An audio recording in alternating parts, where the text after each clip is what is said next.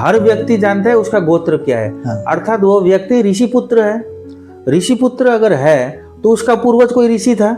हाँ, कोई ऋषि था, यानी कि ब्राह्मण था। हाँ। उस नाते से हम सब ब्राह्मण हैं।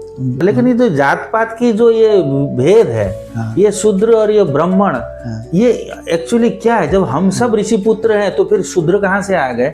गुरुकुल में जब ब्रह्मचारी पढ़ते थे ना, गुरु के सानिध्य में, गुरु के गर्भ में 16 साल तक रह करके जो ज्ञान प्राप्त करते थे जी। तो वो गुरु एक एक करके प्रत्येक विद्यार्थी को समझते थे कि ये ब्राह्मण होने योग्य है, ये वैश्य होने योग्य है, ये क्षत्रिय होने योग्य है, ये शूद्र होने योग्य है। तो वो 16 साल के अंतराल में गुरु उसको पढ़ करके फिर वो अपने राजा को भेदपत्र देते थे और राजा उसी हिसाब से गुरु के द्वारा प्राप्त उस पत्र के हिसाब से फिर उन चारों वर्णों को अलग अलग प्रकार से अपने राज्य में नियोजित किया करते थे। कहीं ज्ञान में हो, कहीं सैनिक में हो, कहीं व्यवसाय में हो, कहीं सेवा में हो। इस तरह से गुरु के मार्गदर्शन में ही राजा वो सब व्यवस्था करते थे। जन्म से तो सब एक ही है, सारा पशु है। इसलिए वेद में मनुर्भव कहा गया है, पशु तू तो मनुष्य बन।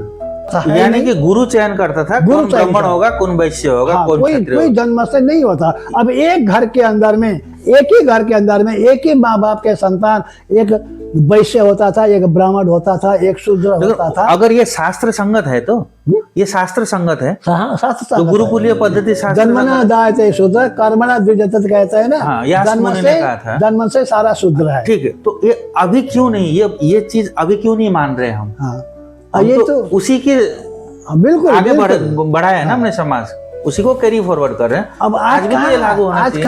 आज तो सारा जन्म से ही हो रहा है। जन्म से ब्राह्मण। क्यों हो रहा है? ये बताइए, डॉक्टर का लड़का बिना पढ़े डॉक्टर होगा क्या? बिल्कुल नहीं होगा। इंजीनियर का लड़का भी पढ़े इंजीनियर होगा बिल्कुल क्या? नहीं। फिर तो आज बिना बिना पढ़े हो रहा है? इसका जो समाधान पैर होते ही ब्राह्मण कैसे हो गया वो? इसका समाधान, एक शराब पी रहा है लेकिन स्वयं को ब्राह्मण बता रहा है। पूछिए मत। हमारे शिवम के अंदर में ना आज तो सारे थाक्यो हो ऐसा बोलते हैं।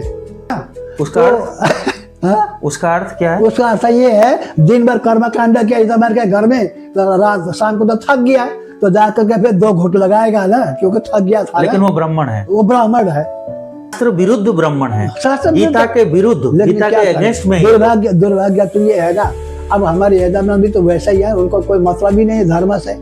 जो भी हम समाज के अंदर में बाबू करते हैं वो साला के खाना पूर्ति का, श्रद्धा से नहीं करते, भरोसा से नहीं करते। लोग क्या कहेंगे।